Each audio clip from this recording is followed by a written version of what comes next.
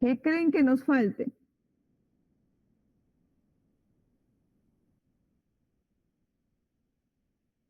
A ver, chicos, ¿qué nos tocaba el día de hoy?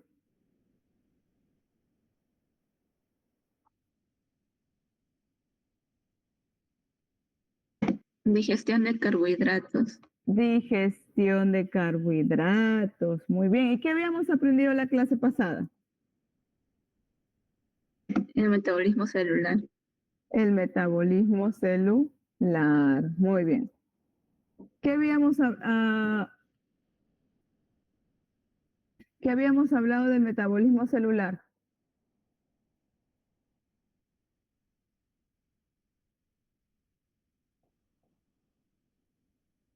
A ver. Que era la sumatoria de reacciones químicas para obtener energía. Muy bien, que era la sumatoria de las reacciones químicas para obtener energía. Perfecto. O sea, esta ya se recuerda. ¿Qué más habíamos hablado? ¿Cómo se despachaba ese metabolismo celular? ¿Cómo tenía partes o era uno único? ¿Cómo lo poníamos clasificar?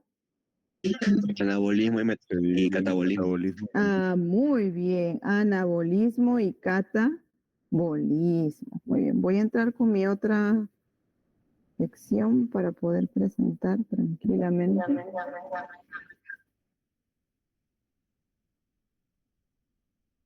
Muy bien. Entonces, ahora entonces nos toca ver sobre la digestión de carbohidratos. ¿Alguien se acuerda algo de la digestión de carbohidratos? ¿Qué se acuerdan? ¿Han aprendido algo? No, doctora, conjunto vacío.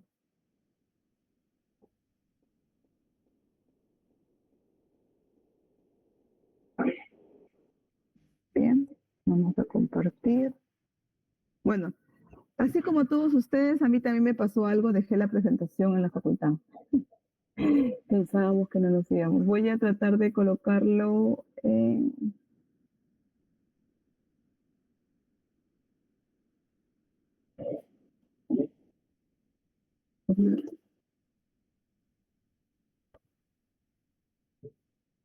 Entonces, ni modo, no nos va a quedar de otra.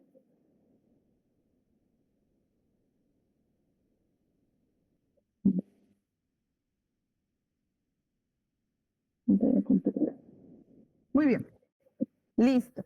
Entonces vamos a trabajar sobre la digestión de carbohidratos y su metabolismo. Vamos a hablar de la glucólisis. ¿Por qué? Porque ustedes recuerden que hemos estado hablando la vez pasada, ustedes ya me estaban, algunos que hicieron su pregunta en el Padlet, e hicieron bastantes investigaciones sobre eso. Muy bien. Entonces estamos en la RAL 3 donde vamos a aprender la regulación del metabolismo de los carbohidratos, una parte, porque la otra vamos a aprender. Vamos a aprenderlo en el siguiente traje. Y vamos a trabajar sobre los carbohidratos y la glucólisis. ¿Qué es lo que vamos a aprender el día de hoy? Pues vamos a aprender sobre la digestión de carbohidratos, la vía glicolítica y el control de la glucólisis y cómo se llama, y si hay inhibidores que están relacionados con algunos tóxicos. ¿Cómo lo vamos a aprender? Pues lo vamos a aprender de la manera en que siempre tenemos que investigar, atender a las clases y hacer nuestros propios resúmenes. ¿Vean? ¿Para qué lo vamos a aprender? Pues para entender cómo es que obtenemos energía. Habíamos hablado del metabolismo, de la obtención de energía, de la entropía, de la ley de la conservación, de las reacciones redox. Ahora vamos a verlo en algo práctico que es cómo pasa esto en nuestro organismo. Si podemos ver aquí, se dan cuenta que aquí está el mapa metabólico y podemos ver que tenemos carbohidratos, proteínas y lípidos. Esto de aquí que dice carbohidratos es todo lo que implica la vía de carbohidratos, tanto la síntesis como anabolismo como catabolismo, síntesis y degradación. Por acá tenemos lípidos y por acá abajo tenemos proteínas y eso lo van a ver en las siguientes bioquímicas, la 2, y ya en la 3 verán otras cosas mucho más avanzadas. ¿Qué fue? ¿Quién preguntó? Alejandro. Sí, profesor, le tengo una pregunta. Dime, ¿cuál es su pregunta, Alejandro? En este mapa del metabolismo humano, ¿Es un resumen o es todas las reacciones que tiene el cuerpo? Es un resumen, no hay todas. Ya, profesor, gracias. Ya, muy bien, Alejandro. Hay más, ¿ah? Acá están las más importantes. Muy bien. Ahora, justamente les preguntaba qué era el metabolismo, porque justamente les estaba diciendo que, como nos dijo, ¿quién fue? Ariadna nos respondió. El metabolismo, lo que habíamos estudiado, es la sumatoria de todas las reacciones químicas. ¿Cuál es el objetivo del metabolismo? Una, obtener energía. La otra es usar los nutrientes para hacer moléculas propias, y eso implica formar macromoléculas, formar nuevas macromoléculas a partir de monómeros nutricionales y sintetizar o degradar biomoléculas para determinadas funciones.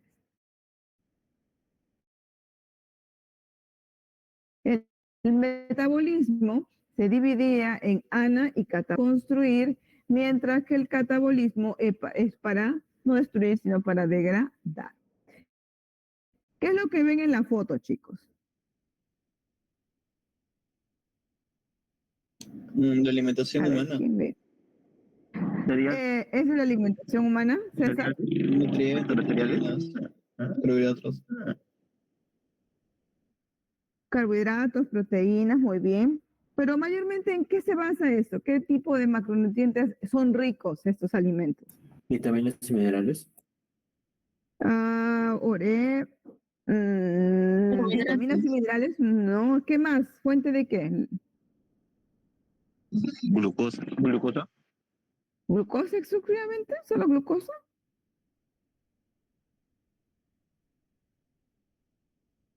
¿Cómo se llama el tema de hoy? Carbohidratos. Ah, muy bien. Entonces, ¿es glucosa o son carbohidratos? Carbohidratos. Carbohidratos, muy bien, son carbohidratos. Recuerden, hay tres macronutrientes principales que son los que vamos a ingerir. Macro porque vienen en gran cantidades. Los lípidos, los carbohidratos y las proteínas. Y hay los micronutrientes que igual que ingerimos siempre están en poca cantidad y tampoco necesitamos mucho porque si no nos producen también enfermedades, que son las vitaminas y los minerales. ¿Saben? Si bien es rico en vitaminas y minerales, estos alimentos, el macronutriente que más se tiene aquí son los carbohidratos. ¿Está bien? Ahora, ¿estos carbohidratos serán iguales en todos estos de aquí o serán diferentes? ¿Qué piensan? Diferentes. ¿Por qué serán diferentes? Por el número de carbonos y también por el especie de tipo de comida también. Por el número de carbonos y por el tipo de comida. ¿Por qué más, chicos? A ver, ¿quién más piensa? ¿Por qué creen que sean diferentes?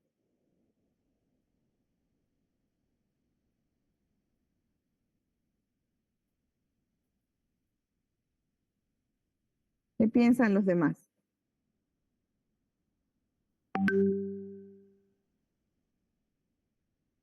¿Solo por el número de carbonos?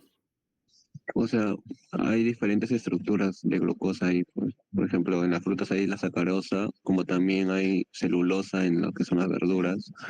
Eh, Podría ser también almidón en los panes, en las semillas. ¿Diferentes estructuras de glucosa? No, de carbohidratos, de carbohidratos. Ah, ya, muy bien, Alejandro. Diferentes estructuras de carbohidratos. Muy bien. Si bien hay glucosa, fructosa, no, la lactosa no está aquí porque no ninguna especie es rica. Sí hay otro tipo que son las celulosas o las denominadas fibras, que ya son las fibras solubles o las fibras no solubles. ¿Está bien? Muy bien. Entonces, ¿dónde encontraríamos los carbohidratos? Por común, nosotros vamos a encontrar los carbohidratos en los alimentos, como les he colocado en la parte aquí interesante, ¿no? Una vez que veamos alimentos ricos en harinas, lo que ustedes conocen, hay harinas refinadas, harinas menos refinadas, vamos a decir que son carbohidratos. Y está bien, el pan, las papas, las lentejas, la avena, aunque es rico en carbohidratos, tiene bastante fibra, tienen una cantidad de carbohidratos, pero también aquellos alimentos como las carnes, los huevos, que son considerados como proteínas, también tienen carbohidratos, pero en menor cantidad. Y ahí es lo que dijo Alejandro, que también está. También hay carbohidratos que nosotros no vamos a poder digerir. Y en estos se encuentran el algodón, el lino, la madera y el papel. La madera, bueno, lo digiere las polillas, creo, no sé, no he averiguado. Pero, por ejemplo, el algodón y el lino, que son tejidos, fibras naturales que usamos para vestir, prendas de alta calidad, son fibras de carbohidrato. Sin embargo, al ser otro tipo de estructura, otro tipo de polímero de carbohidrato, o sea, otro tipo de azúcar, y que no podemos comerlo, no podemos degradar, no podemos usarlo como fuente de energía. A diferencia, por ejemplo, de los pastos, que también tienen que tener ciertos carbohidratos, pero las vacas, por ejemplo, pueden degradar los vegetales. El papel que usan para escribir también, y la madera, que algunos muebles, aunque últimamente ya no es tanto, que se utilizan, también son carbohidratos, solo que es un carbohidrato que se llama celulosa. ¿Está bien? No podemos digerir estos carbohidratos, pero no dejan de ser carbohidratos. Entonces, para nosotros humanos, bueno, los carbohidratos van a ser esos, los que podemos, las sustancias que nuestro cuerpo puede usar como combustible, como seres humanos, pero no quiere decir que los mismos carbohidratos que nosotros empleamos van a ser igual para los seres, otros seres vivos, los herbívoros o las bacterias. No recuerden que hay bacterias que pueden degradar otro tipo de carbohidratos porque están en ese microambiente. Normalmente para nosotros, como seres humanos, el carbohidrato es la fuente de energía primaria. ¿Qué quiere decir? Que nosotros, por naturaleza, estamos propensos a usar los carbohidratos como primera fuente de energía. Normalmente se encuentran en gran cantidad en los panes, los cereales, las pastas, el arroz, la harina y los dulces. Y normalmente durante la digestión, estos carbohidratos que se encuentran en forma de polímeros son degradados hasta sus unidades estructurales, que son monómeros, y entre ellos se encuentra la glucosa. Normalmente el carbohidrato lo terminamos diciendo azúcar, no es excesivamente el azúcar, porque tienen algunos, o la mayoría, cierto sabor dulce. Ahora, el nombre carbohidrato viene de dos palabras, carbohidrato, hidrato agua y carbo de carbono, o sea, se llamarán hidratos de carbono. Entonces, si ponemos hidratos de carbono, en esta definición también se encuentra, por ejemplo, lo que tenemos aquí a la mano derecha, la celulosa. Ahora, los hidratos de carbono, como el almidón, que se encuentran en otros alimentos, por ejemplo, como las papas, es una fuente de energía y nutricionalmente nos aportan 4 calorías por gramo.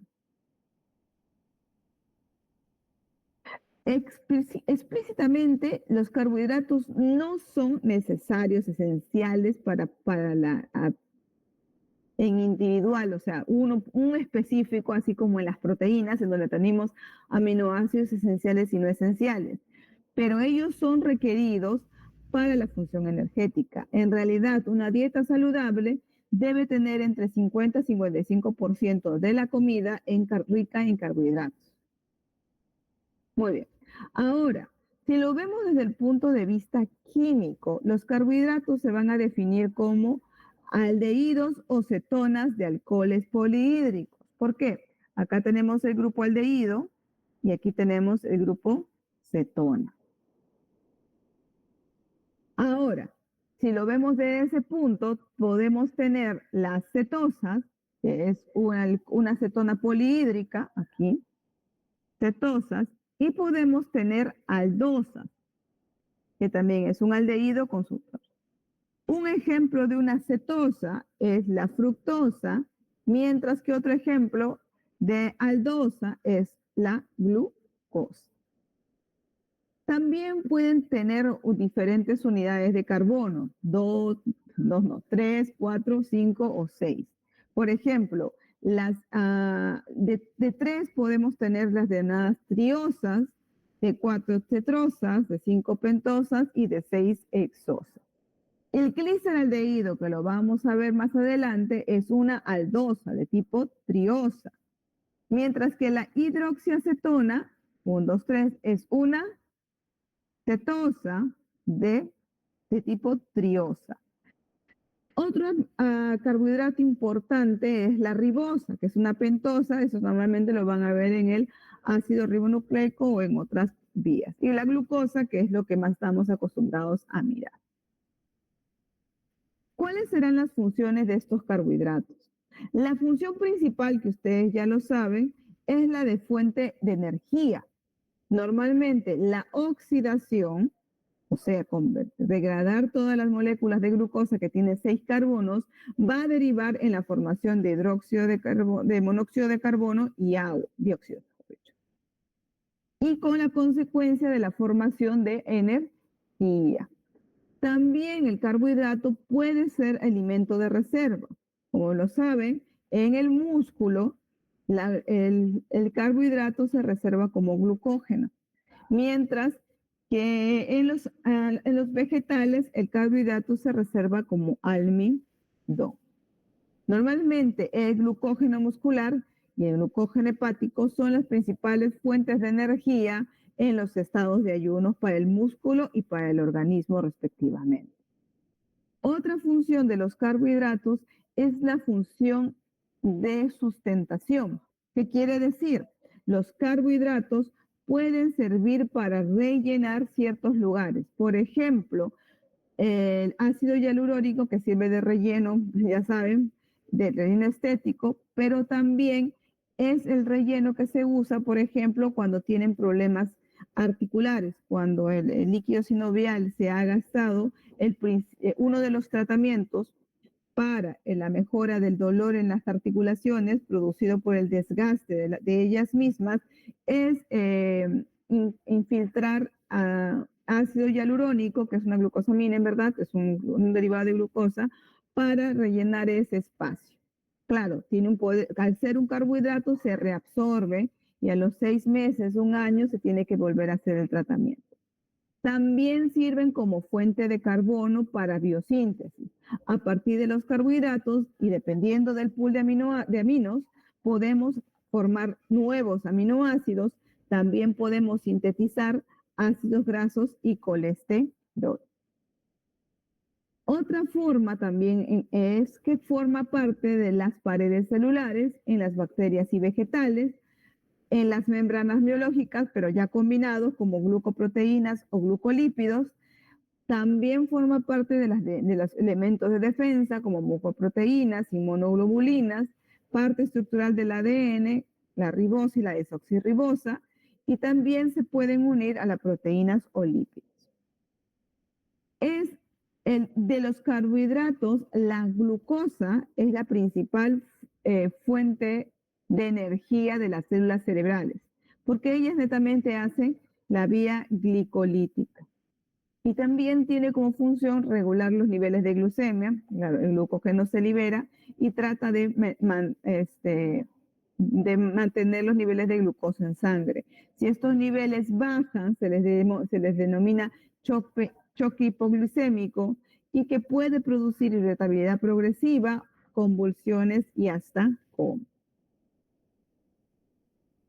Cuando ustedes lo han aprendido en química orgánica, los carbohidratos los han dividido en monosacáridos, disacáridos, oligosacáridos y polisacáridos. Y eso lo vamos a ver dependiendo del número de unidades monoméricas, o sea, unidades de aldosa o cetosa.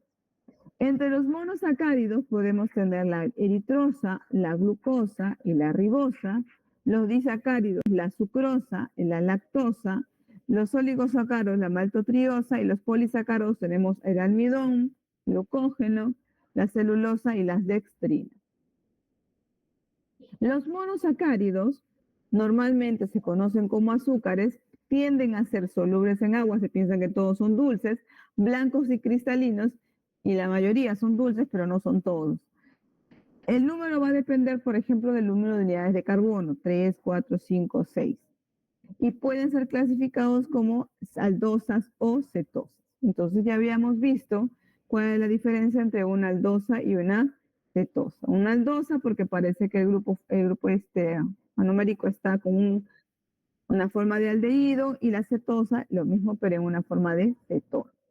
Ejemplos de aldosas tenemos el gliceraldehído, que es una aldotriosa, la eritrosa o la treosa, que son aldotetrosas, la ribosa, la arabinosa, la silosa y la lisosa, que son aldopentosas, y bueno, las aldeaxosas como la gulosa, el idoso, la galactosa, la glucosa, la alosa o la altrosa, en tanto en sus formas D como en sus formas L. ¿Y esto a qué se debe? Normalmente cuando los vemos en esta configuración, que es la configuración de Fischer, lo vemos como si fuera un pescadito, ya le digo, un esqueleto, pero estos se pueden ciclar de tal manera que se hace la formación de un hemicetal. De tal manera que esta configuración de Fischer se va a configurar en la configuración de Howard, dado a la reacción de un alcohol con un aldehído y va a formar un hemiacetal. Entonces se da una reacción de ciclización dentro de la misma molécula, que es bastante larga, y se va a formar de esta forma.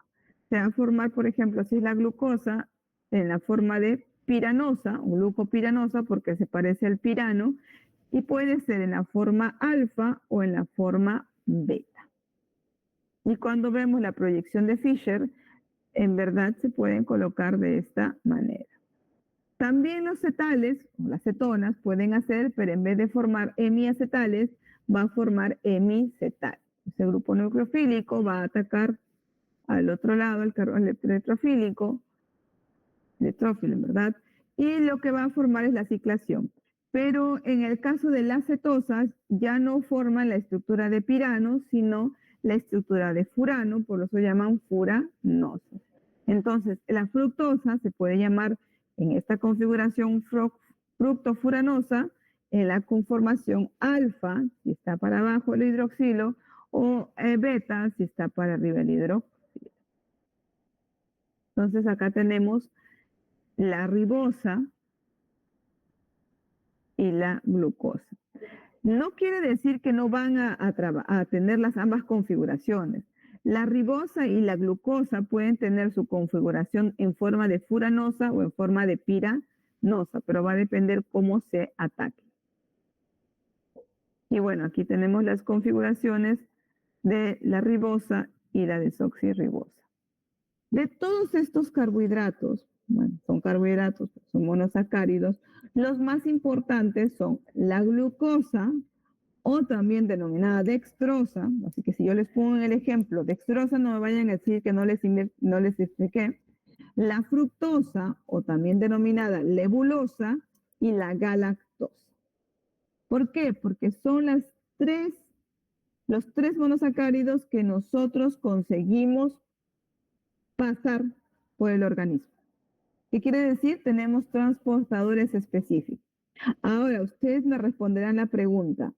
Si tenemos solo transportadores para monosacáridos de glucosa, fructosa, galactosa, ¿qué creen que pase, por ejemplo, con la sucralosa, con los estebiócidos, entre otros?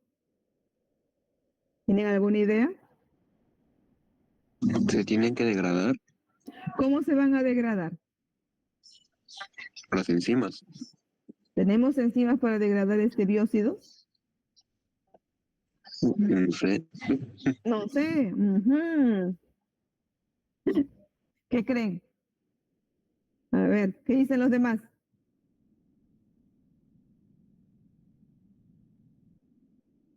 Eritritol, por ejemplo. ¿Tendremos enzimas para degradar eritritol?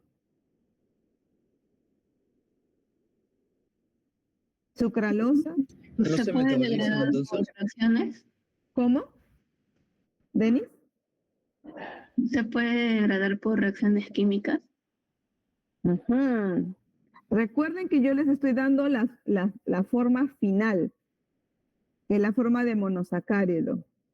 ¿Cuál es estos de aquí a dónde van a entrar? La idea es que, bueno, esos edulcorantes no se absorben, pues, y no terminan siendo metabolizados. Muy Entonces bien. van a terminar en la torrente sanguínea y al final excretados. Muy bien, Luigi, muy bien, Cariapasa. La idea, lo que les he dado, que ya lo captó, esos que les he dado son edulcorantes cero, a que les llaman, no aportan carga ATPs. ¿Por qué? Porque al no tener transportadores para ellos, ¿en dónde van a terminar, chicos? Si no hay transporte.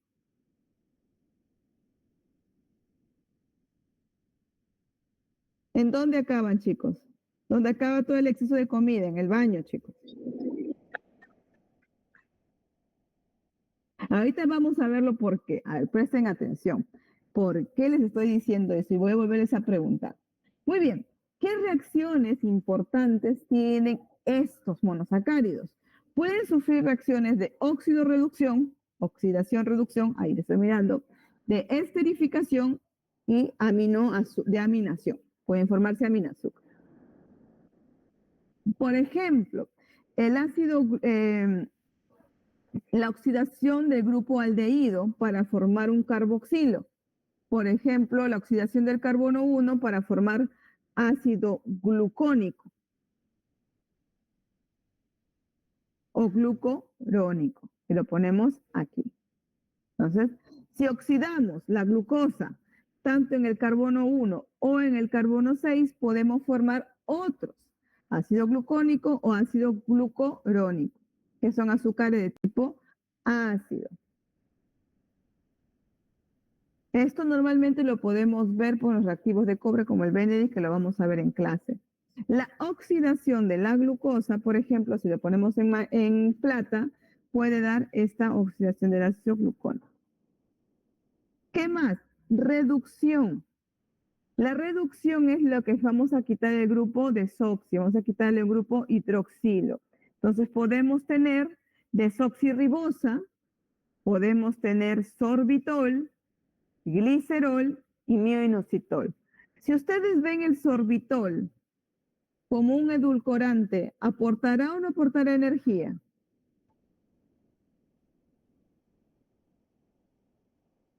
No aporta. Se aporta, se aporta, pero es poco. Proviene del azúcar, solo que está reducida. Ahora vamos a ver cómo. Es poca, pero entra. Entonces tenemos la sorbosa, el sorbitol, el xilitol y la silulosa.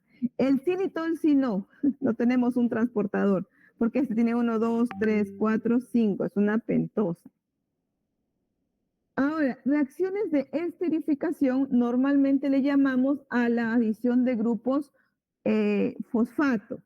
Por ejemplo, glucosa 6-fosfato o fructosa 6-fosfato. Normalmente las esterificaciones se dan por las denominadas enzimas quinasa.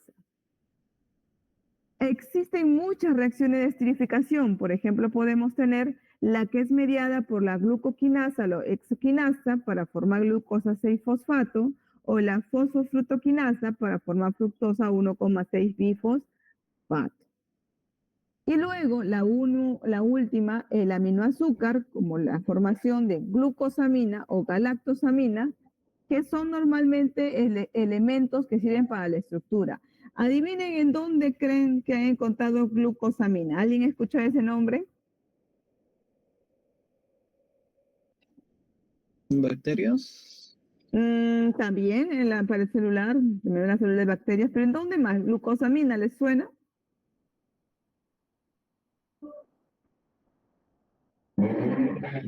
A ver.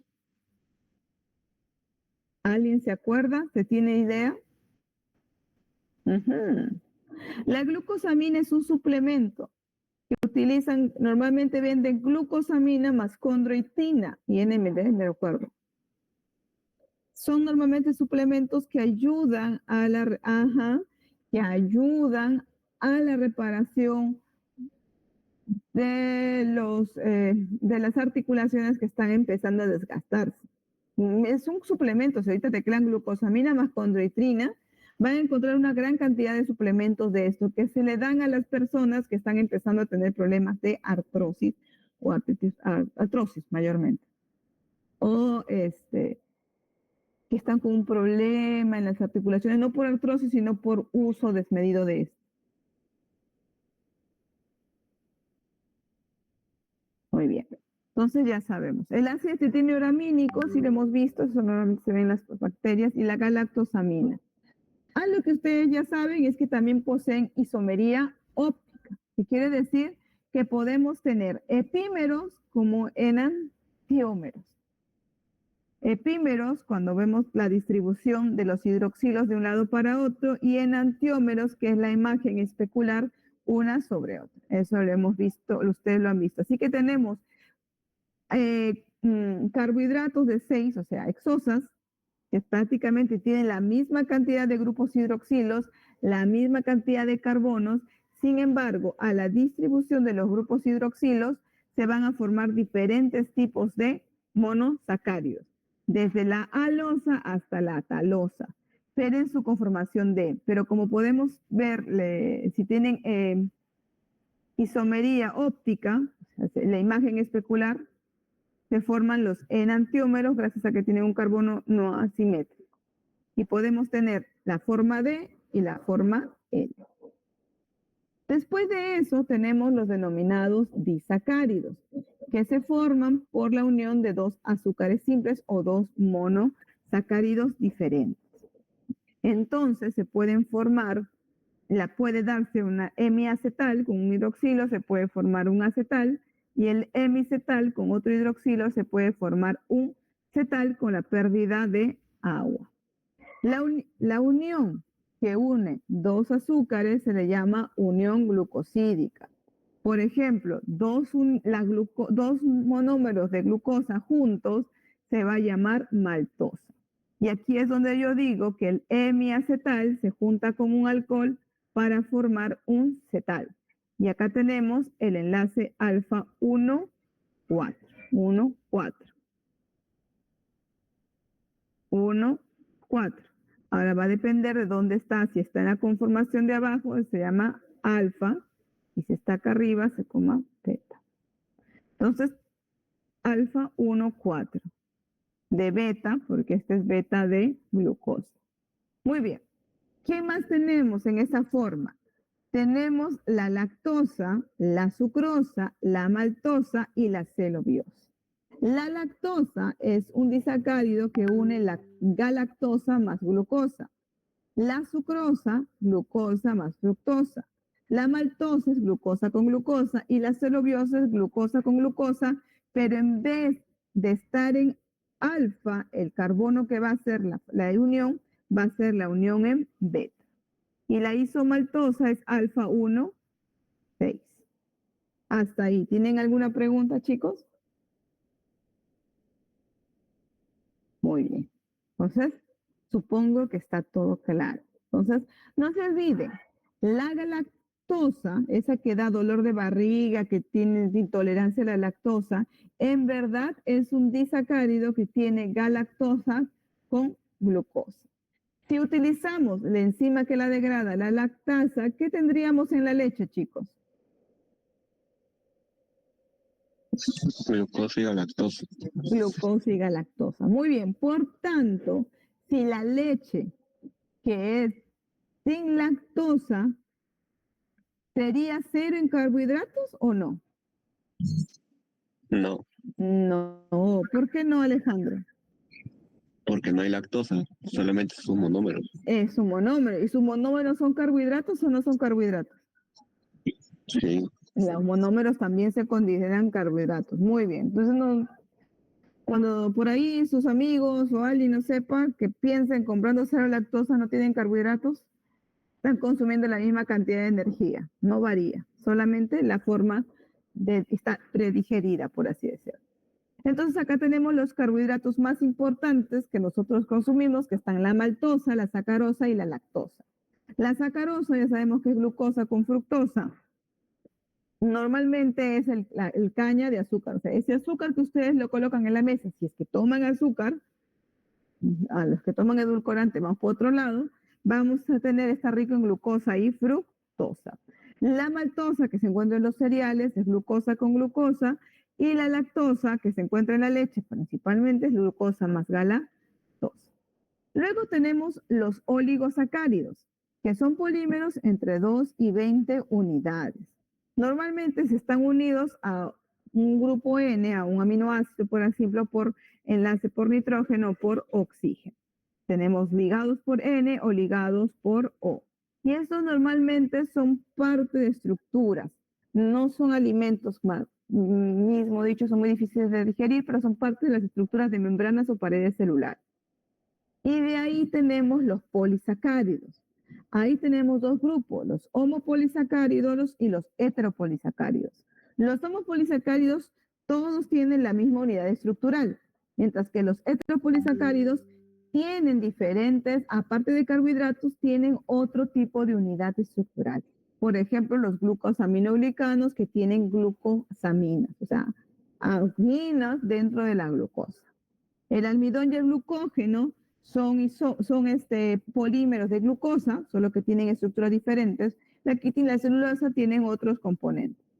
Entonces, ahí tenemos, por ejemplo, el glucógeno y el almidón y son azúcares de reserva, pero de diferentes fuentes, mientras que la quitina es estructural en la pared de hongos y artrópodos, y el ácido hialurónico, que ya les he explicado, crecimiento celular de las células animales, o ya le hemos visto que sirven para las articulaciones.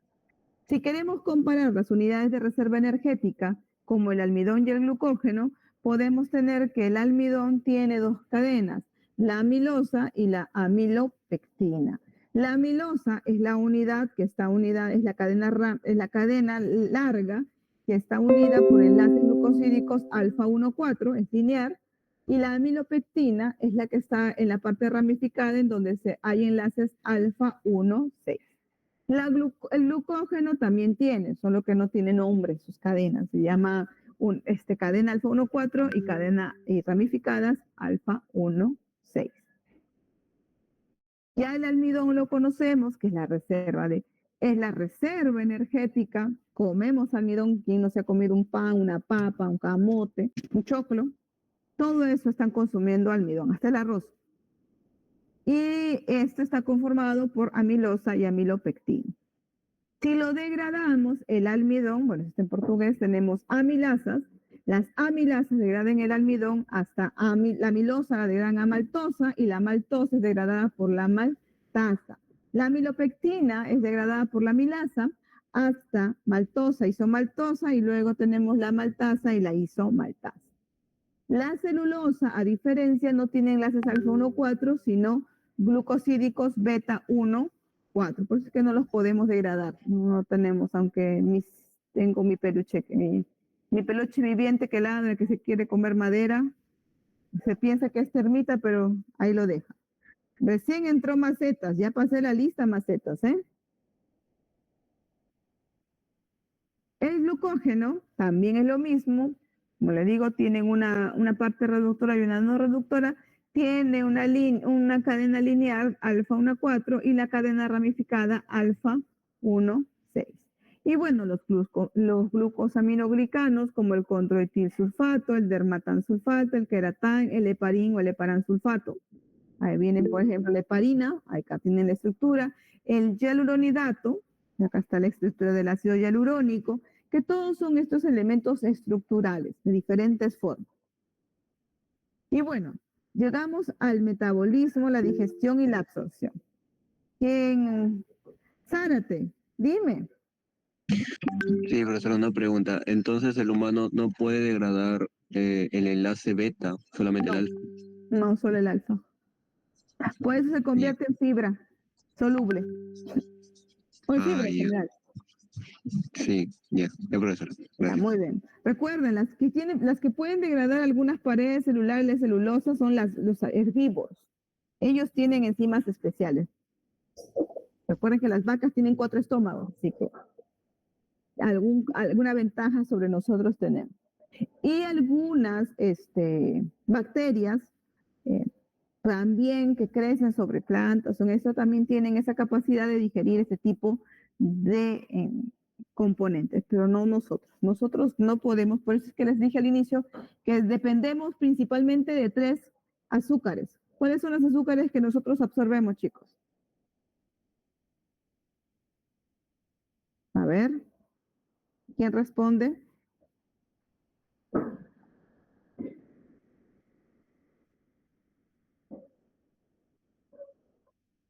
Terrius, Robinson.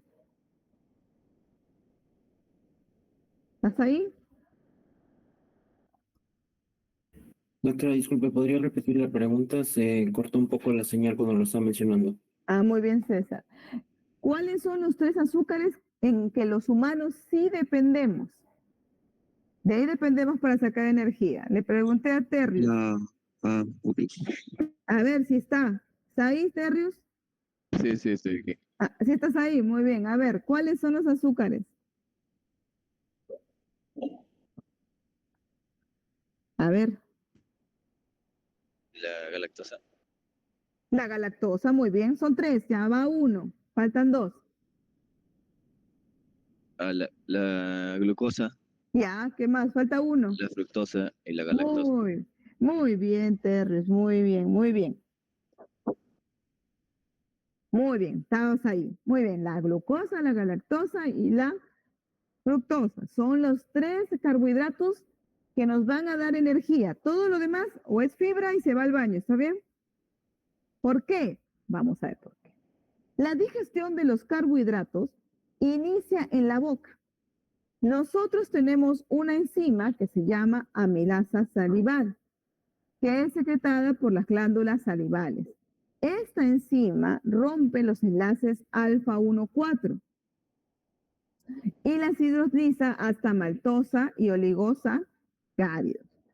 Digiere completamente si lo hidroliza hasta maltosa y oligosacáridos, chicos, ¿qué me dicen? ¿La digiere completamente? Según lo que dice acá. ¿Qué piensa? No, César, ¿por qué no?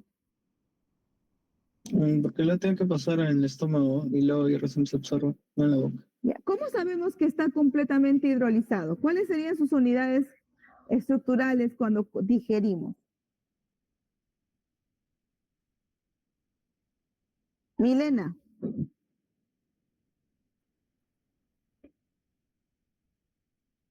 Milena, ¿estás ahí? Milena a la 1. Milena a las 2. Ah, ya, muy bien. Ahí he preguntado, ¿por qué decimos que en la amilasa salival se rompen los enlaces alfa 1,4 y llega hasta maltosa y oligosacáridos? ¿Será que hasta ahí termina la digestión? ¿Y por qué sí o por qué no?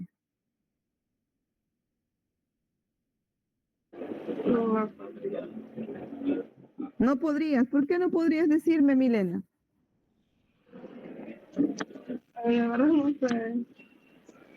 Ya. Gracie, ¿qué opina?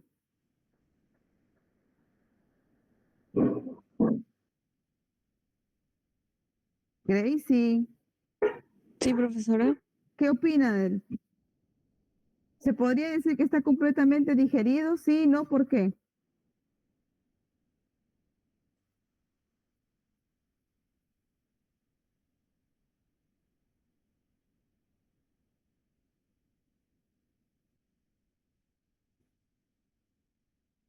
Ujú. Gracie, ¿sabes o no sabes?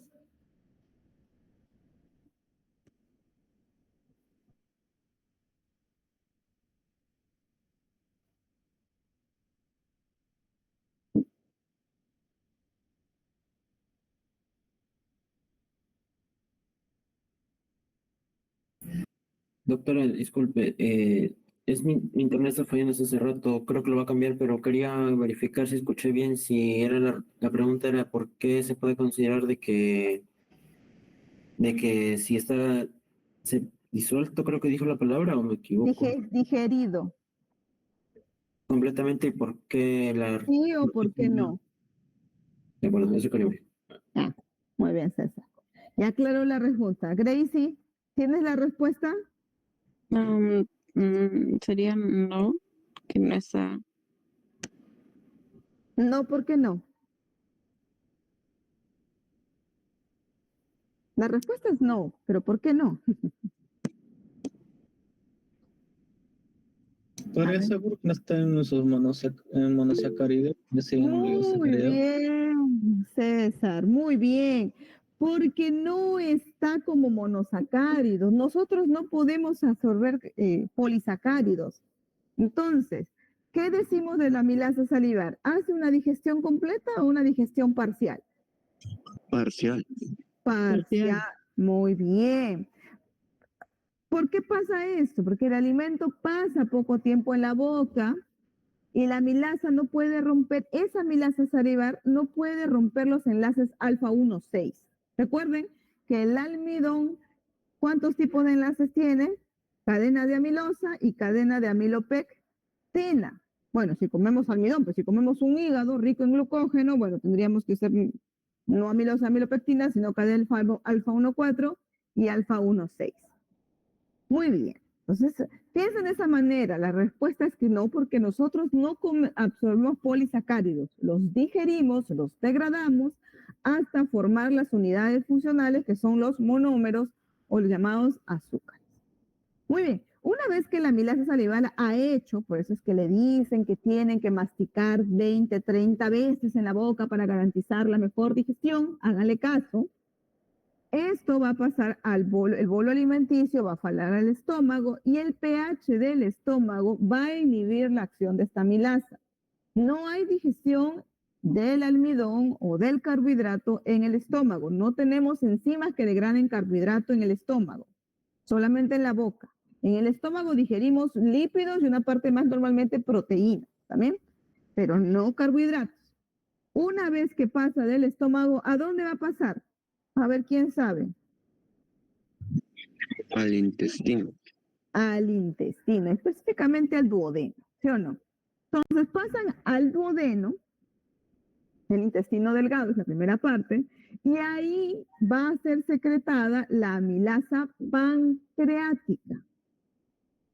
Esta amilasa pancreática ya es capaz de degradar la maltosa, los oligosacáridos, o sea, las destrinas, y alguna cantidad de isomaltosa. Entonces ella tiene capacidad de romper estos enlaces alfa 1,6. Una vez que esto se ha digerido, ya en las enzimas van a ya las unidades estructurales se van a convertir en monosacáridos o en algunos disacáridos. Por ejemplo, tenemos dentro de las células en cepillos las maltasas que van a permitir degradar la maltosa en glucosas. En la superficie epitelial tenemos también las sacarosas, las sacarasas, las lactasas y la isomaltasa. Estas ya terminan de digerir los disacáridos en monosacáridos, que van a ser absorbidos al enterocito. Entonces, ¿cuáles son los únicos azúcares que van a pasar a torrente sanguíneo? Milena.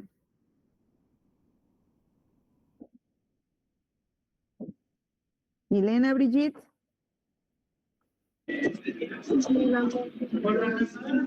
¿Cuáles son los únicos azúcares que van a pasar a torrente sanguíneo?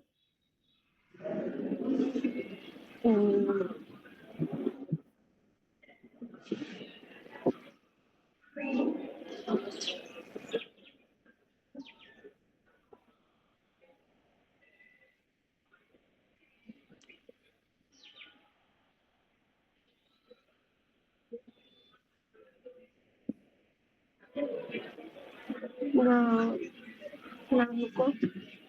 ¿La glucosa? ¿Solo la glucosa? Los tres enfermados, le dijo mi compañero. ¿Estás en clase, Milena?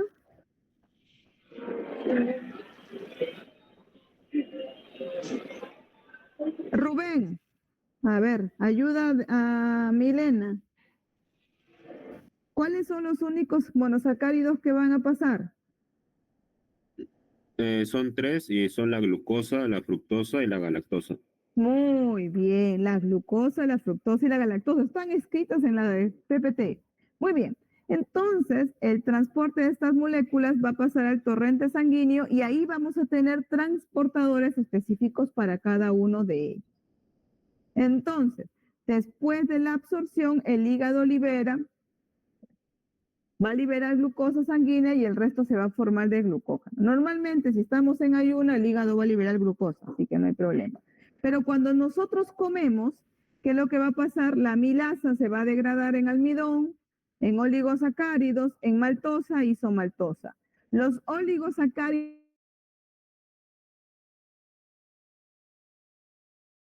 que va a terminar de degradarlas en glucosas, vamos a tener la maltosa que vamos a tener en el borde en cepillo, tenemos la maltasa, la isomaltasa, que va a degradar en 2 unidades de glucosa, la sacarasa, que va a degradar la sacarosa, ese azúcar de mesa, en glucosa más fructosa, y la lactasa, que va a degradar la lactosa en glucosa más galactosa. El problema es que cuando crecemos, nos hacemos más mayores, así como su profesora, que ya está viejita, la lactasa, a veces deja de tener actividad, producto de tu genética, producto de que no tomas mucha leche, etcétera, etcétera. Y es que cuando ingieres lactosa que causa esos problemas de diarrea, de gases, porque la lactosa no puede degradarse, se queda en el bolo y se termina fermentando y produce gases. Por eso es el problema y por eso es que algunas personas que son intolerantes, que no tienen enzima lactasa, tienen que consumirla degradada. ¿Está bien? Ya entienden por qué les pasa eso a aquellas. Su profesora, por ejemplo, tiene que tomar leche sin lactosa porque si no la pasa mal.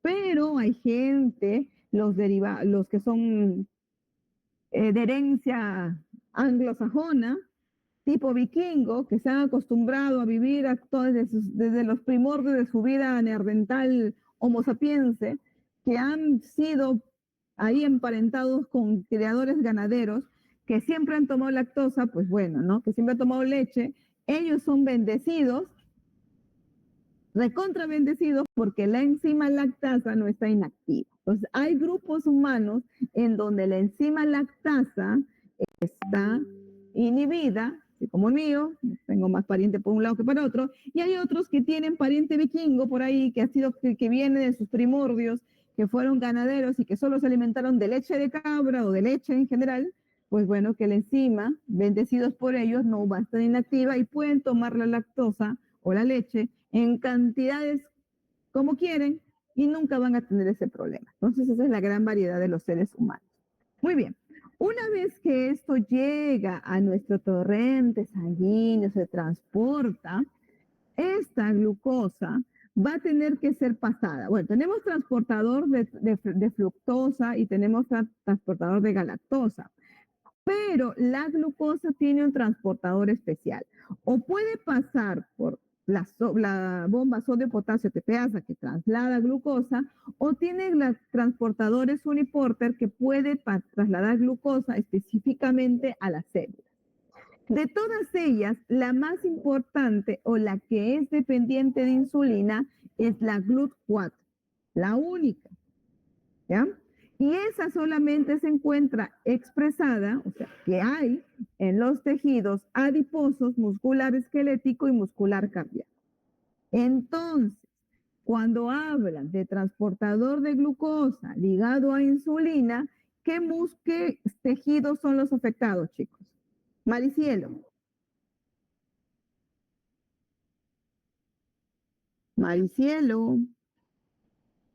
¿Estás ahí, Maricielo? Sí, doctora. Muy bien. Entonces, cuando hablamos de problema del transportador de glucosa ligados a insulina, ¿qué tejido estamos hablando?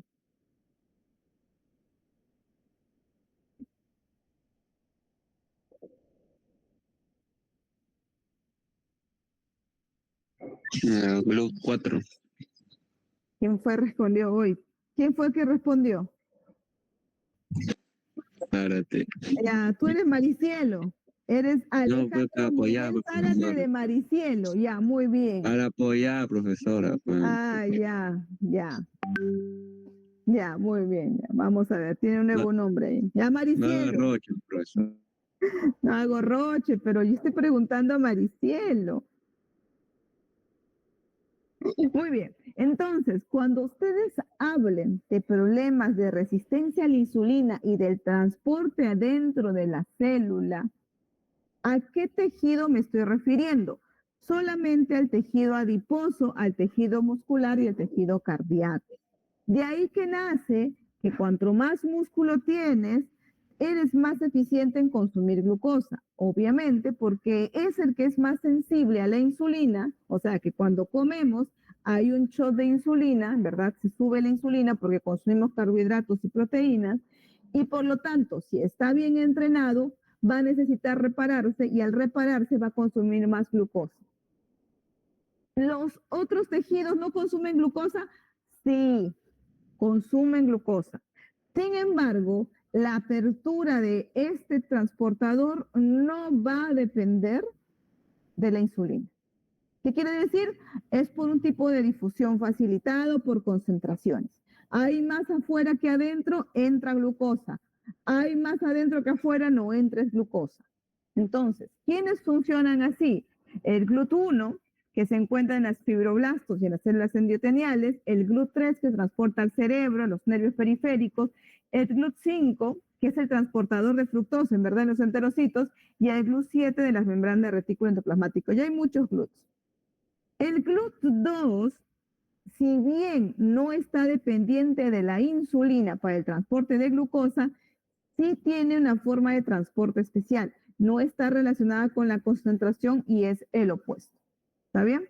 Normalmente, ¿en dónde lo tenemos? En los hepatocitos y en las células beta pancreáticas.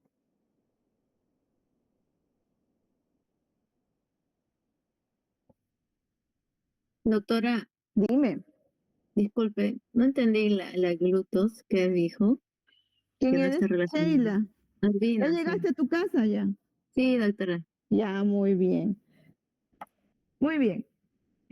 La GLUT2 no va a depender de la insulina para entrar glucosa, es opuesta a la gradiente de concentración. Ella va a depender por un gradiente de difusión. ¿Está bien?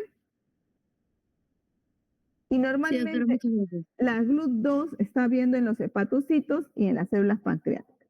Todas las demás van a dejar pasar la glucosa importando de que haya o no haya insulina afuera. Ellas si quieren glucosa la van a dejar pasar y si ya están llenas no la van a dejar pasar. Solamente la GLUT4. Entonces, cuando hablamos de resistencia a la insulina y problemas, estamos hablando específicamente de estos tejidos, el muscular y el adiposo. Y eso está muy relacionado con varios trastornos. ¿Qué trastornos del metabolismo están derivados de los carbohidratos? Bueno, lo que les he explicado, la deficiencia de la enzima lactasa, que no podemos degradar lactosa y puede producir diarreas severas, gases, y en los niños, si es que pasa en los niños por lo general no tienen problemas, se ocurre en los adultos, pero si es en los niños pueden tener un déficit de crecimiento dado que siempre toman leche. Y la diabetes mellitus normalmente es por la resistencia periférica. Hay diferentes tipos, creo que hay 5 tipos y hay una última que está, creo que la diabetes tipo 5 o 6, que está relacionada con la desnutrición, no con el exceso, sino con la falta, pero es otro tipo, que está relacionada con la inadecuada respuesta a la insulina en los tejidos periféricos. Uno de estos es la GLUT4. Muy bien. Entonces, una vez que tenemos la glucosa en sangre, la glucosa ya pasó a los tejidos, ya está dentro de las células, ¿qué es lo que ocurre? Pues ocurre lo que se necesita, hacer energía. Muy bien. La energía a partir de la glucosis se va a descomponer para formar al final piruvato. Entonces, la glucólisis en realidad es la ruptura de una molécula de carbono, una molécula de 6 carbonos, y formar 2 moléculas de 3 carbonos que se llama piruvato, en el cual vamos a gastar energía, pero también la vamos a reponer y vamos a también a formar NAD reducido. ¿Por qué es importante producir NAD reducido, chicos? ¿Alguien sabe la respuesta?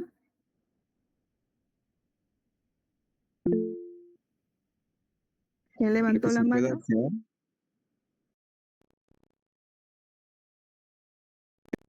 Profesora. Yo estaba levantando la mano, profesor. A ver, Ore, dime.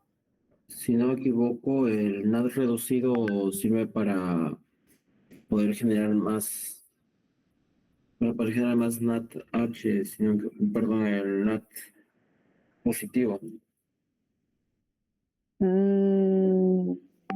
Ya, bueno, es que ese NAT está positivo, pero ¿por qué necesitamos ese NAT? ¿Para transportar electrones? Muy bien, Sheila, para transportar electrones. Y al final de los electrones, ¿qué vamos a hacer?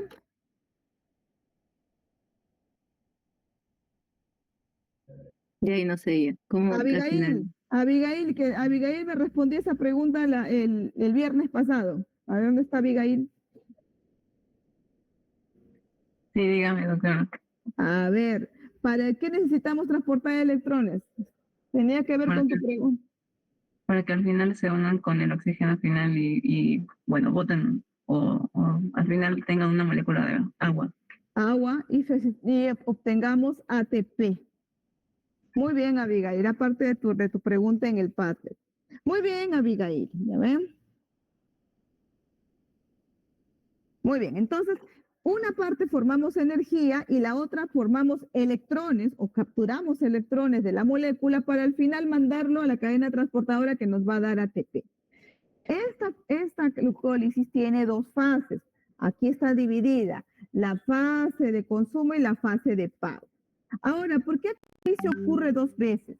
Recuerden que estamos diciendo que una molécula de glucosa tiene 6 carbonos, pero al final de la glucólisis en el dibujito aparece piruvato que es 3 carbonos. ¿Qué quiere decir? Que vamos a repetir una parte de esto 2 veces. Esta fase de pago 2 veces. Vamos a ver. Entonces, la glucólisis es la primera parte o la primera etapa del metabolismo de los carbohidratos. Sigue más. Y normalmente se le llama vía EMP o de Emden, Otto y Meyer, de Emder, Meyerhoff y Parnos, que son los que descubrieron esto. Y solamente se da glucólisis en azúcares simples. Glucosa, galactosa o fructosa. Bueno, no vamos a hablar de las otras, vamos a hablar sobre la glucosa. Y toda la vida utilizan estos 10 pasos y esta parte es anaeróbica, no necesita oxígeno. Las dos fases tenemos la fase de preparación o la fase preparatoria, que es el paso del 1 al 5, y la fase de pago de 6 al 10. En la fase preparatoria tenemos estas 5 partes que va a tratar de cómo, de partir esta molécula de glucosa en 2 moléculas de 3 carbonos. ¿La glucosa cuántos carbonos tiene? 5. 6. 6. 6, 5. Vamos a dónde? Vamos a contarle 5 a Jordan ahí. 6. ¿Cómo se llamaría un azúcar de 6 carbonos? Exosa. Exunexosa. Y al final de la fase preparatoria, ¿qué obtenemos? 2 triosas. Muy bien, 2 triosas. Entonces, la fase preparatoria va a ser aquella en donde vamos a partir la molécula, la exosa, para convertirla a 2 trios. Vamos a ver cómo pasa. La primera se da por la exoquinasa o la glucoquinasa. La glucoquinasa ocurre en el hígado. Tengan eso. ¿Qué quiere decir? La glucosa va a pasar dentro de la célula, ¿sí o no? Ahora, ¿cómo hacemos que esta glucosa no salga de la célula? Porque si hay mayor dentro de la célula y afuera comienza a disminuir la cantidad de azúcar, por transporte, por concentración, la glucosa va a salir. Pero queremos consumirla, no queremos que vuelva a salir. La célula va a esterificar, recuerdan que hay una reacción de esterificación, va a esterificar ese grupo funcional en el carbono 6 y le va a adicionar un grupo fosfato. Entonces, para que la glucosa no salga, le va a chantar este grupo fosfato que le impide salir de la membrana celular porque ya lo carga. Recuerden que la membrana celular no pasa cosas cargadas si no tiene transportador. Y la va a convertir en glucosa 6-fosfato. Por este delta de G, ¿qué significa, chicos?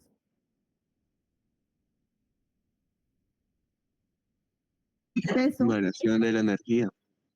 peso. Martín, Gabriel. ¿Estás por ahí, peso? Profesor. Sí, ¿qué Escucho. significa este delta de G? Sí, se te escucha muy bien. ¿Qué significa este delta de G negativo? Variación o cambio de la energía libre. Ya, ¿y qué nos indica que sea negativo?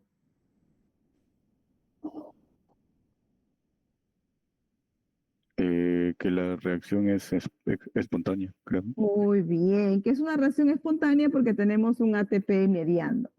Vamos a necesitar para esta reacción la fuerza del ATP, la energía del ATP, que se va a convertir en ADP y siempre la exoquinasa tiene un cofactor que se llama el magnesio. Entonces, la glucosa con ATP y por acción de la exoquinasa con su cofactor va a dar glucosa 6-fosfato. Entonces, esa es la primera forma, de glucosa, glucosa 6-fosfato. Una vez que tenemos glucosa 6-fosfato, vamos a cambiar esta estructura al de una fructosa. Y vamos a usar para ello una isomerasa, la fosfohexosa isomerasa. Va a tener la misma cantidad. ¿Se acuerdan que habíamos hablado que se pueden ciclar tanto en arinofurano como pirano? Bueno, vamos a cambiar la estructura de pirano a una estructura de furano. Para eso necesitamos una enzima que es una fosfohexosa isomerasa con ayuda de magnesio y la glucosa 6-fosfato se va a transformar en fructosa 6-fosfato. Una vez que tenemos una fructosa 6-fosfato, vamos a esterificar el otro hidroxilo del final. Recuerden que este es el 1 y este es el 6. El 6 hemos esterificado y vamos a esterificar el final. ¿Por qué vamos a esterificar el final? ¿Se acuerdan aquí? A ver, aquí. ¿Qué necesitamos al final tener? Dos triosas. ¿Qué cosa? ¿Triosas solas o triosas fosfato? Triosa fosfato. Muy bien, dos triosas fosfato, ¿sí o no? Este es el carbono 6. Nos faltaría el otro extremo para que el otro fosfato. Por eso es que nosotros fosforilamos una segunda vez en el extremo 1. ¿Quién hace esto? La fosfofructoquinasa. Con ayuda del ATP va a formar fructosa bifosfato o 1,6 bifosfato. Y este delta de G ya les indica que la reacción va en esta dirección y que es positiva, que hay energía para hacerlo. Si lo mandamos de vuelta no se puede. Si se dan cuenta, esta reacción es reversible o irreversible. Irreversible. Irreversible, muy bien, peso. ¿Qué nos indica que sea irreversible?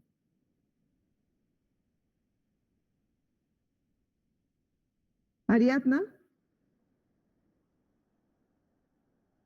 ¿Qué nos indica que sea irreversible? Aquí estoy, doctora. ¿Qué significa que la reacción sea irreversible? Que no se va a volver a formar los, o sea que solo tiene una sola dirección, no vas a volver a tener tus reactantes. Muy bien. ¿Qué reactante no vamos a volver a tener acá? Glucosa. Muy bien. ¿Y por qué hacemos esta vía aquí? ¿A qué se refiere con vía? O sea, ¿por qué hacemos esto? ¿Por qué hacemos esta reacción así, irreversible?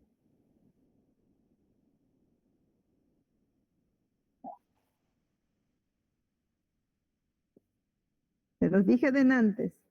Porque no queremos que la glucosa salga de la célula o del sistema. Entonces, colocamos un grupo fosfato y a partir de aquí ya no hay vuelta atrás. No podemos volver a tener glucosa por esta vía. No quiere decir que no vamos a tener glucosa. Hay otra forma que se llama gluconeogénesis, pero no vamos a obtenerlo por esta vía, ¿ya? En cambio, esta de aquí, la segunda, la isomerización de glucosa 6-fosfato a fructosa 6-fosfato es reversible. ¿Qué quiere decir? Que si tenemos fructosa 6-fosfato, la podemos volver a glucosa 6-fosfato, fructosa a glucosa. Recuerden eso cuando hagamos gluconeogénesis. Muy bien. Luego de esta hay una segunda fosforilación. Esta vía es irreversible. ¿Por qué será irreversible, Esther? Esther, Dígame, doctora. ¿por qué será irreversible esta vía? Irreversible porque ya no va a volverse a formar la fructosa 6-fosfato. Muy bien, porque ya no se va a volver a formar la fructosa 6-fosfato y solo se va a quedar, la reacción va a ir hacia el lado izquierdo, o sea, hacia la formación de los productos o de los derivados que sigan abajo de la fructosa 1,6-bifosfato. Doctora, y si quiero volver, ya no podemos usar esta enzima, la fosfofructoquinasa 1. Vamos a usar otra. Muy bien. Luego, después de eso, ya tenemos ambos extremos, ¿sí o no? Ambos extremos cortados, ambos extremos fosforilados. Ya tenemos una hexosa con ambos extremos fosforilados. Esa hexosa se llama fructosa 1,6-bifosfato. ¿Qué necesitamos para terminar la fase preparatoria? Mónica.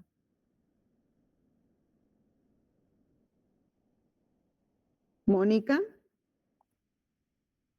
¿Puede repetir la pregunta, profesora? ¿Qué necesitamos para terminar la fase preparatoria? Ya tenemos el elemento, la hexosa, fosforilada en ambos extremos. ¿Qué falta para terminar la fase preparatoria?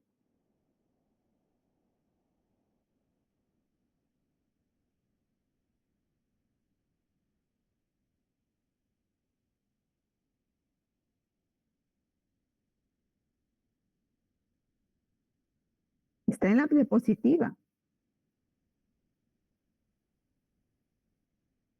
Mónica, ¿estás ahí?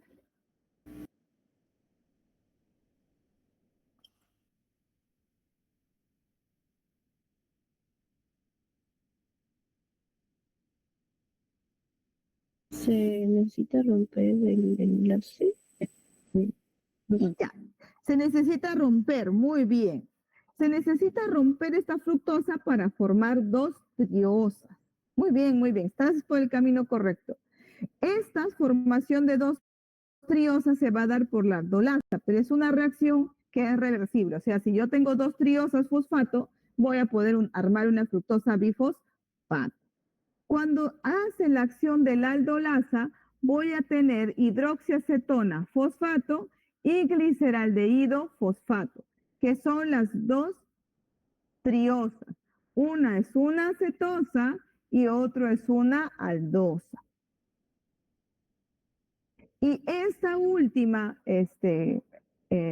como podemos ver, la escisión de la fructosa, la mitad y la mitad, estas últimas, gliceraldehído 3-fosfato y hidroxiacetona 3-fosfato, fosfato, son interconvertibles, o sea, puedo obtener dos gliceraldehídos 3-fosfato o dos hidroxiacetonas 3-fosfato gracias a la triosa fosfato isomerasa. O sea, podemos tener al final de la escisión de la glucosa en la fase preparatoria, gliceraldehído 3-fosfato, hidroxiacetona fosfato, o 2 hidroxiacetona fosfato, o 2 gliceraldehído 3-fosfato. ¿Hasta ahí quedó todo claro? Aquí podemos ver esa interconversión. Entonces, ¿cuál es el propósito de esta fase? La formación de dos triosas que son intercambiables. ¿Cuánto hemos gastado, chicos? Ahí está. 2 ATPs. 2 ATPs. Hemos gastado 2 ATPs. Muy bien. Entonces, es en la fase preparatoria para cortar esta hexosa y formar dos triosas, hemos necesitado 2 ATP. Ahora nos vamos a la siguiente fase, la de pago, en donde tenemos que recuperar estos ATPs. La fase de pago indica la recuperación de los ATPs y la ganancia extra. Y también forma o consta de 10 pasos. La primera, vamos a trabajar a partir del gliceraldehído. ¿Cuántos gliceraldehídos tenemos a partir de la glucosa, chicos? Chalín.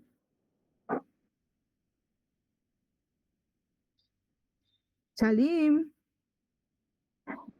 ¿Estás ahí? Pero sí se lo que pasa es que no Ya. estoy escuchando. ¿Cuántos gliceraldehídos 3-fosfatos obtenemos a partir de la glucosa en general? Creo que sería uno, doctora. ¿Qué dice Denis? ¿1? Sí, uno, pero también por la triosa fosfato puede ser 2. Muy bien, por la triosa fosfato isomerasa, por la isomerasa pueden ser 2. Muy bien, Denis, estás pensando, te felicito. En verdad, a partir de aquí pueden ser 1 o 2. Como para continuar la glicólisis o la glucólisis se necesita gliceraldehído 3-fosfato, esto que vamos a hacer lo vamos a tener que repetir 2 veces. Muy bien. Entonces, el gliceraldehído 3-fosfato más un fosfato inorgánico, ahí sí necesitamos es positivo, o sea, requiere energía, con la ayuda de NAT oxidado y la gliceraldehído 3-fosfato deshidrogenasa, una deshidrogenasa, ya sabemos, reacciones redox, vamos a obtener bifosfoglicerato.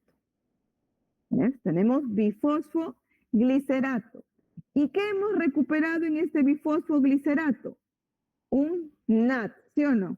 Que se va a convertir en ATPs más adelante por la cadena transportadora. Muy bien.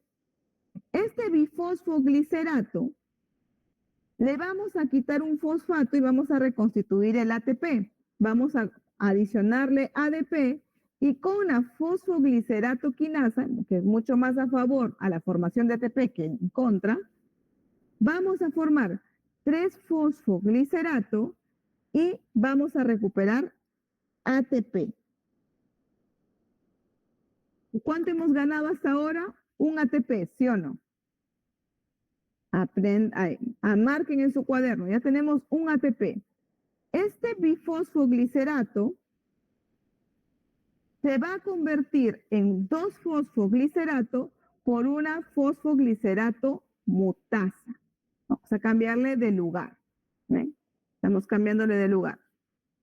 Esta fosfoglicerato con una enolasa y la pérdida de agua, acá estamos viendo de dónde va a salir el agua, se va a transformar en fosfoenol piruvato. Esta fosfoenol piruvato va a ser una reacción de deshidratación. Este fosfoenol piruvato, que necesitamos quitar el otro grupo fosfo, ¿sí o no? Con un ADP y una enzima piruvato quinasa, va a convertirse en piruvato y vamos a tener otro ATP. Muy bien, hasta ahí de un gliceraldehído 3-fosfato, ¿cuántos ATPs hemos ganado? 2. 2. Pero por una glucosa, ¿cuántos ATPs vamos a ganar? 4. ¿Quién dijo 4? Hormonas, profesor. Muy bien, César, muy bien. Carmona. 4, muy bien. Pero ¿cuánto teníamos pendiente en la deuda? Reiko. 2. Muy bien, teníamos 2. ¿Cuánto es la ganancia neta? 2. 2. Muy bien. Entonces, en la glucólisis, ¿cuánto es la ganancia de neta?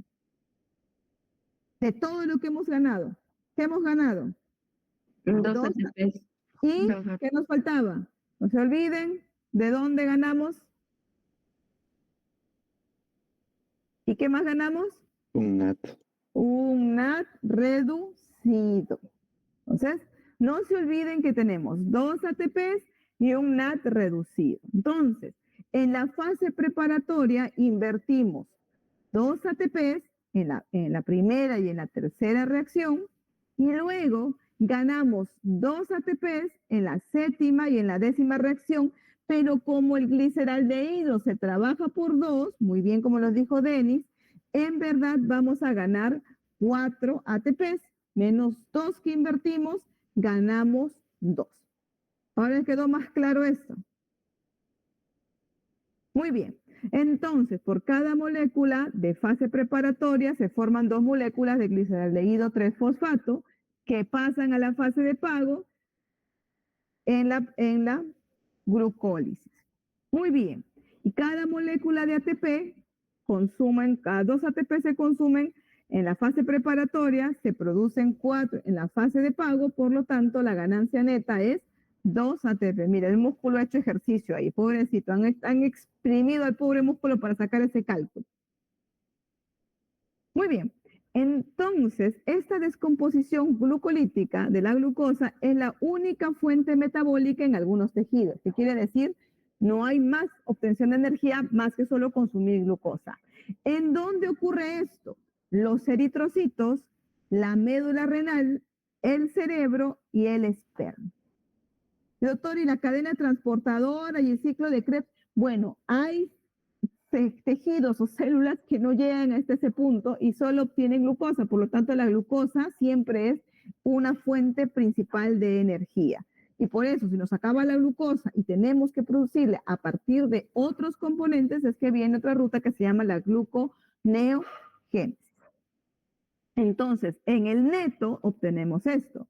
Glucosa más 2 NAD, más 2 ADP, más 2 fosfatos inorgánicos, tenemos 2 piruvatos, 2 NAD, 2 hidrógenos, protones, 2 aguas y 2 ATP. Ahora, ¿cómo regulamos la glucólisis? Las reacciones catalizadas se regulan en 3 puntos.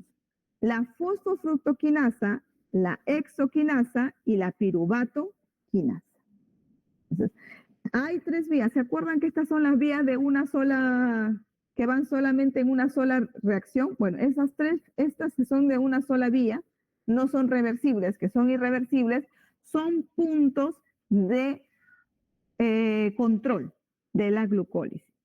La fosfofructoquinasa 1, PFK, la hexoquinasa y la piruvatoquinasa. Normalmente, la hexoquinasa es inhibida por su sustrato, por su producto. ¿Qué quiere decir? Que cuando tenemos mucha glucosa 6-fosfato, la hexoquinasa va a disminuir. ¿Qué quiere decir? Hemos convertido demasiada glucosa, ya tenemos energía o tenemos para degradar energía, deja de fosforilar glucosa. Y la célula deja de fosforilar glucosa y toda la glucosa que ya entra por concentración va a salir de la célula porque ya no la necesita. Solo en el caso de las que no son dependientes de insulina. Ahí el cuento es otro. Ahora, normalmente el segundo punto es la fosfofructoquinasa 1, PFK1. Esa fosfofructoquinasa 1 tiene 2 controles, uno positivo y uno negativo. Recuerden que la fosfofructoquinasa 1 es la que convierte de fructosa monofosfato a fructosa bifosfato. Muy bien. ¿Quiénes lo activan? Aquí sí lo va a activar el ADP. ¿Qué quiere decir? El ADP me está diciendo que es la falta de energía. Si falta energía, obviamente que vas a animar a esta enzima a seguir degradando la vía glucolítica. La otra que promueve es la insulina, porque la insulina va a promover siempre la transformación de las cosas. ¿Quién inhibe esta forma? Los glucocorticoides. ¿Quién también lo inhibe? El exceso de energía. Si hay mucho ATP, esta PFK1 se va a inhibir porque ya no necesita seguir produciendo energía. ¿Está bien? Ahora, esta fructosa bifosfato activa de manera positiva el tercer punto de control, que es la piruvatoquinasa, que también es activada por la señal de hambre, la señal de necesidad de energía, que es el ADP. Y ahora, el ATP va a inhibir de manera negativa, o sea, igual inhibir, estoy hablando tonterías a veces, va a inhibir O sea, va a dar una regulación negativa a la piruvatoquinasa porque le va a decir tenemos suficiente ATP, no necesito que conviertas más glucosa en piruvato, deja ahí que ya tenemos energía guardada. Entonces, si se dan cuenta, la regulación de la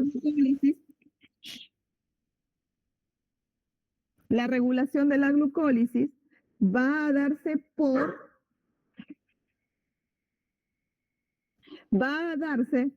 por la cantidad de energía que está produciendo el sistema.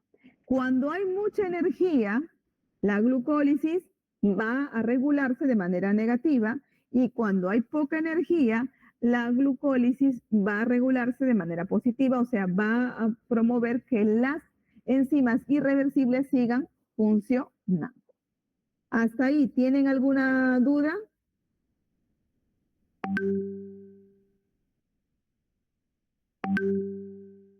Muy bien, les quedó todo claro. Ahora, el piruvato no solamente se va a convertir en piruvato, se puede descarboxilar y formar oxalacetato y ser parte del ciclo de Krebs.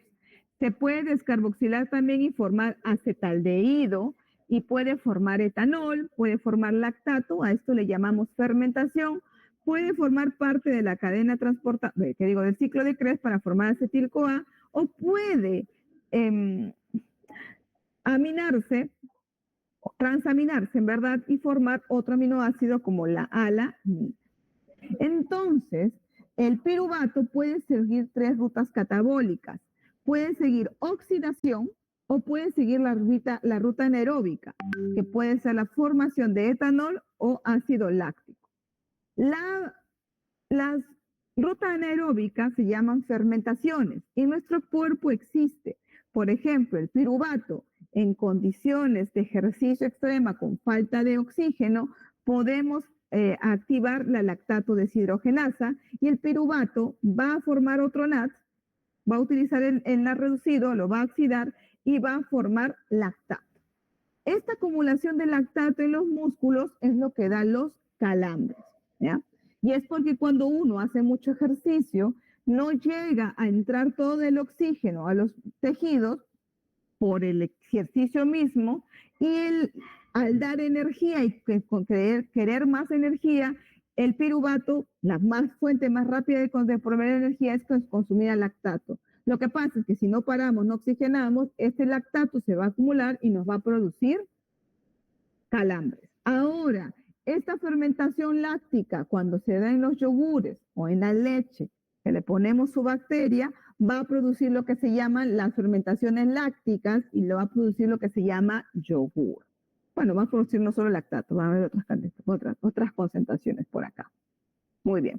Una de las formas de también tener lactato es en los yogures, parte de esta generación, de esta vía glucolítica anaeróbica.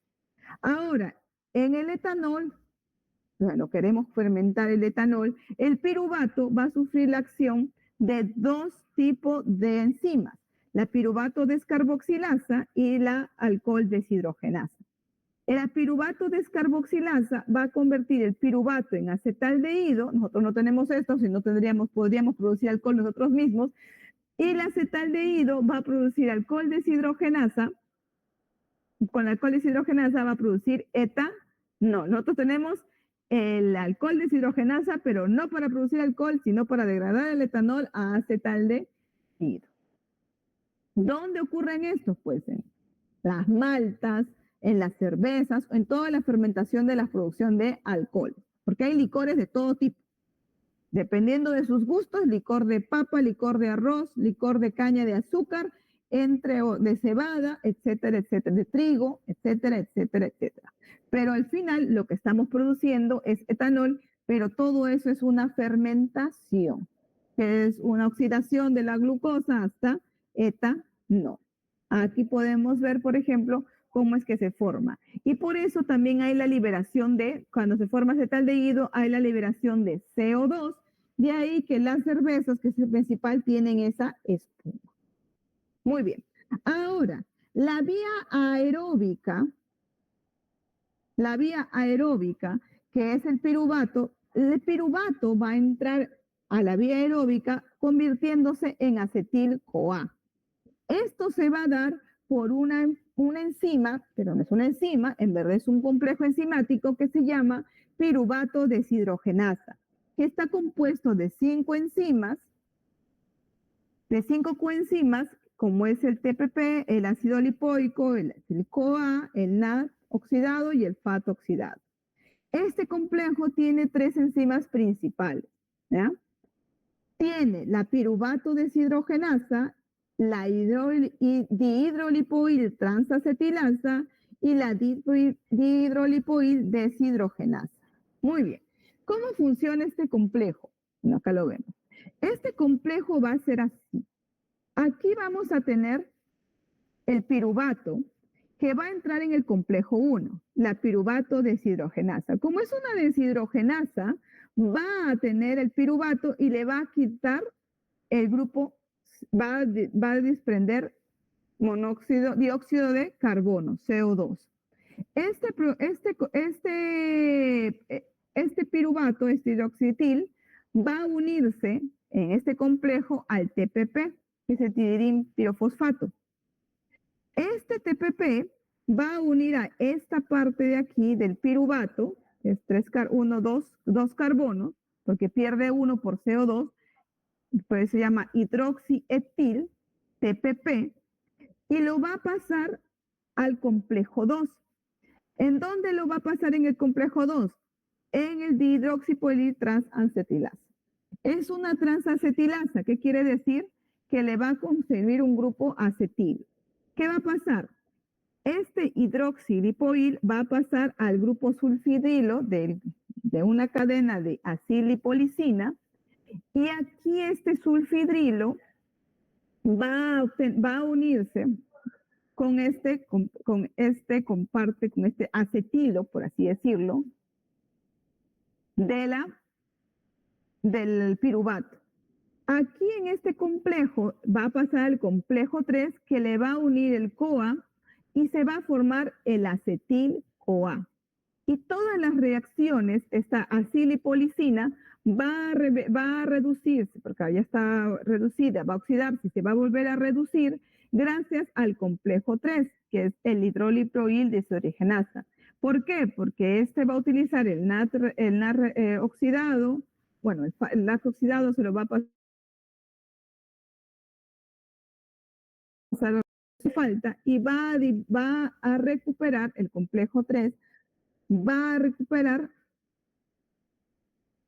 la lipolicina oxidada.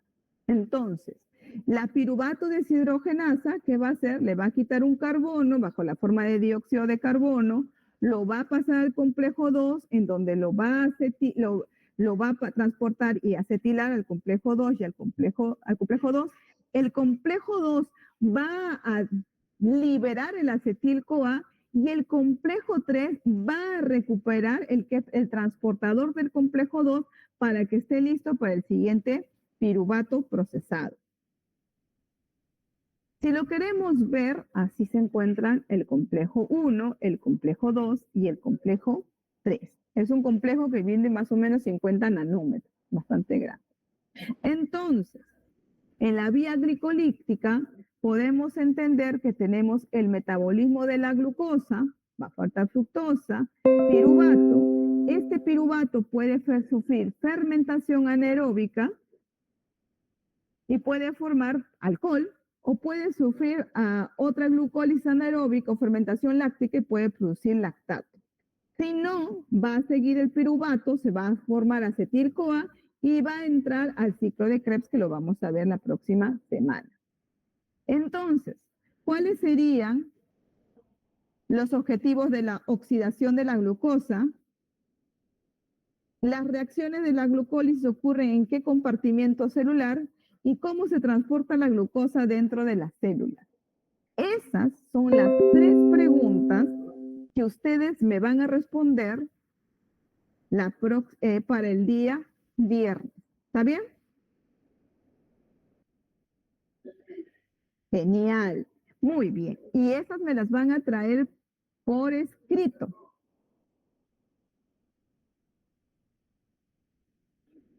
y me lo van a entregar y lo vamos a discutir en clase. ¿Está bien? Vamos a exponer en clase.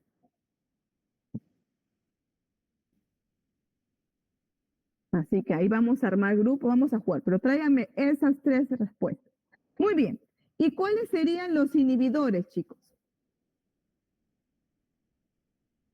Bueno, los inhibidores, uno de los inhibidores de este trabajo es el arsénico.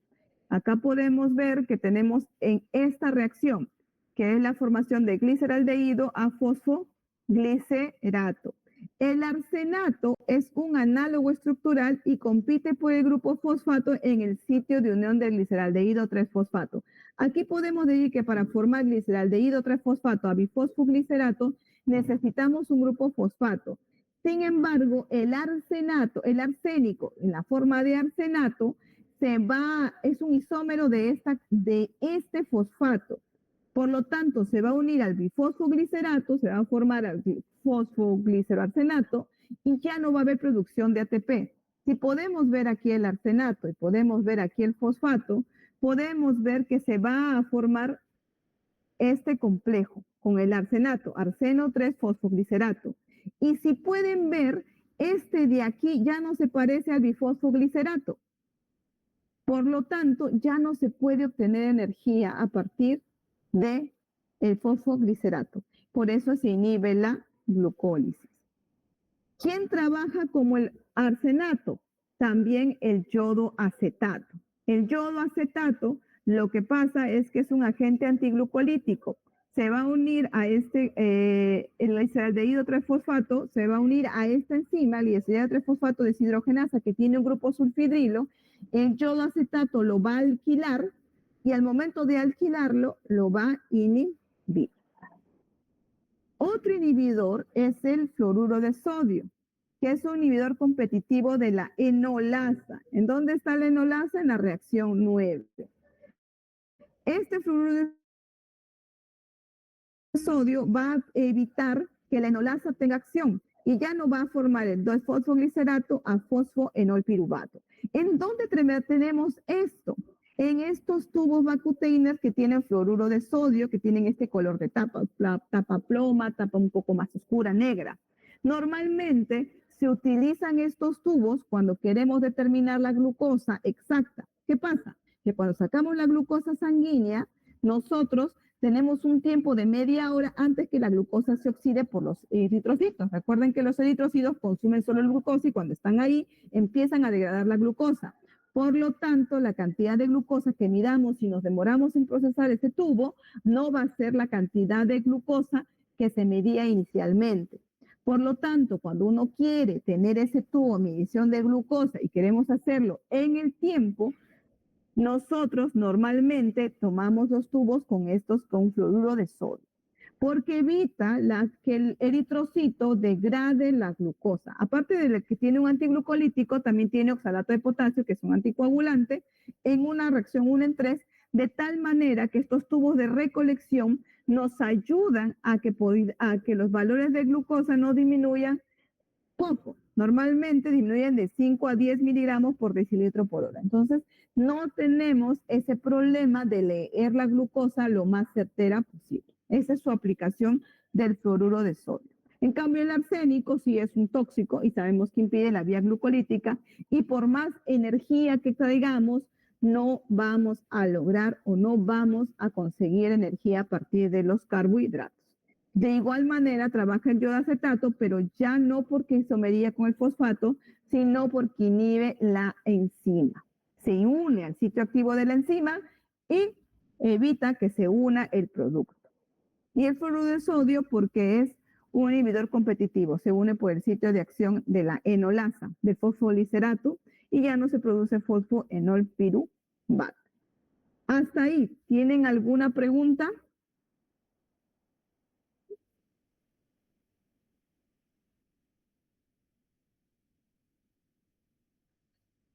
No, doctora, creo que sí se entendió. Muy bien, muy bien. Entonces, la próxima clase vienen repasando esas preguntas y vienen trayendo una hoja A3. vienen repasando esas preguntas, vienen trayendo una hoja A3, colores, papel lustre, todo lo que quieran hacer y voy a colocarles un video sobre cómo hacer mapas mentales. ¿Está bien? Te lo voy a colocar en la tarea y lo vamos a trabajar. Dime, Arvino. Esa parte de la hoja donde vamos a escribir las respuestas, ¿verdad? La hoja de las respuestas lo van haciendo así en papel, como ustedes quieran. Luego lo vamos a plasmar en el A3. Pero las respuestas tienen que estar escritas, porque si no, no vamos a tener tiempo. ¿Está bien? Claro, sí. Gracias. Muy bien, es como un repaso. Muy bien, chicos. Si no hay preguntas, muchas gracias. Ahorita les voy a colocar el video sobre qué es un mapa mental. Lo ven porque tenemos que trabajar eso y vamos a tener 1 hora para trabajar eso en clase. Revísenlo y traigan todos los materiales que les he dicho. Muy bien, chicos. Muchas gracias. Nos vemos el viernes. Muchas gracias, profesora. No se olviden de sus materiales de laboratorio, chicos.